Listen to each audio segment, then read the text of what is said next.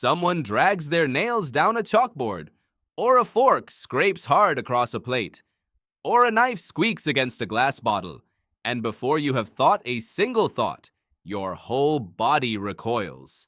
Your shoulders climb toward your ears. Your teeth set on edge.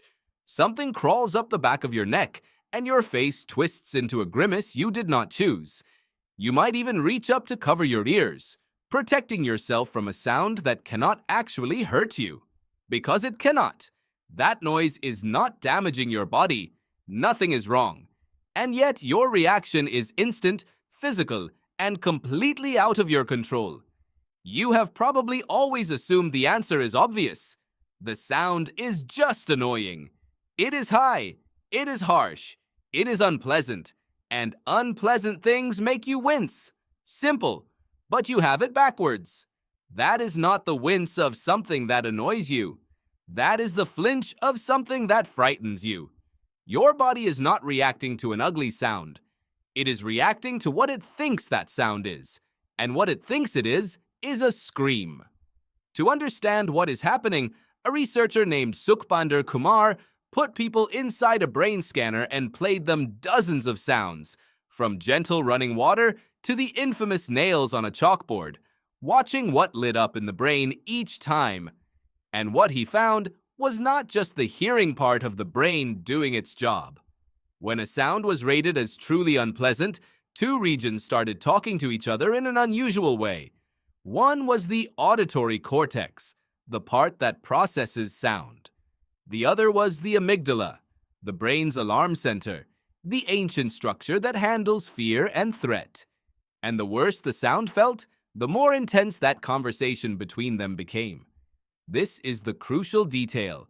The amygdala was not sitting quietly while the ears did the listening. It was reaching into the auditory cortex and, in Kumar's description, seeming to fire off a signal, an alarm. This unpleasant sound was not just being heard. It was being flagged as a threat. So the next question is the one that cracks the whole thing open. Why would a scraping fork or a squeaking chalkboard trip your brain's threat alarm? What does that sound have in common with actual danger? The answer is in the frequencies. The sounds that torment us most sit in a specific band, roughly 2,000 to 5,000 hertz. Our ears are already unusually, almost painfully sensitive in exactly that range.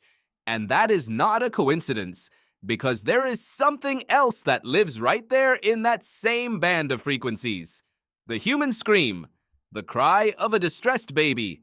The sounds our species evolved to treat as maximum priority alarms, the ones you are wired to be unable to ignore. Your ears are tuned to that frequency band for a reason that kept your ancestors alive. A scream had to cut through everything else, through wind, through distance, through the noise of a struggle, and reach the brain instantly.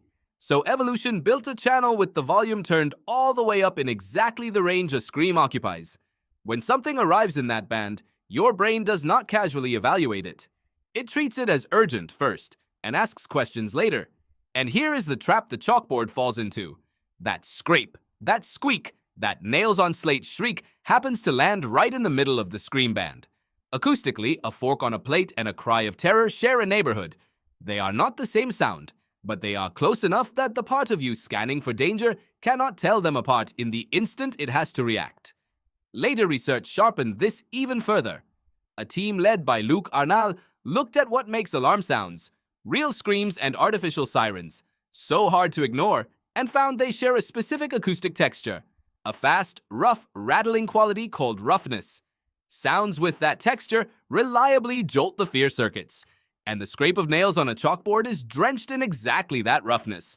So the grimace on your face is not aesthetic disapproval, it is an ancient reflex, built to make you snap to attention at the sound of someone screaming being set off by a piece of chalk. A false alarm, firing perfectly.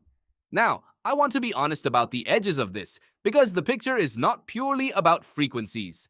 Researchers have found that the story your mind tells about the sound changes how bad it feels. In one experiment, people found the sound more bearable when they were told it was a piece of contemporary music, and more unbearable when they knew the truth about where it came from. Your expectation, your knowledge of the source, turns the dial up or down. So the raw acoustics are not the entire explanation.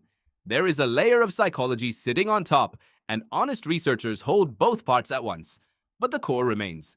Strip away the knowing and the context, and you are still left with the sound sitting squarely in the frequency range your brain reserves for emergencies, wired straight into the structure that governs fear. There is one lovely piece of evidence that this whole system is really about biological importance and not just about being irritating. In that same scanner study, the sounds that produced the calmest, most pleasant response included things like flowing water and, near the very top, the sound of a baby laughing. The same machinery that recoils from a scream leans toward the sounds of safety and life. It is not a system for detecting annoyance, it is a system for sorting the world into threat and comfort, and it does it before you can think. So the next time a chair scrapes across a hard floor and your entire body clenches before you can stop it, do not feel foolish and do not tell yourself you are just being sensitive. You are not overreacting to a noise. You are a creature that survived because it could not ignore a scream, briefly and harmlessly, mistaking a scrape for one. Your body flinched to save a life. It just picked the wrong emergency.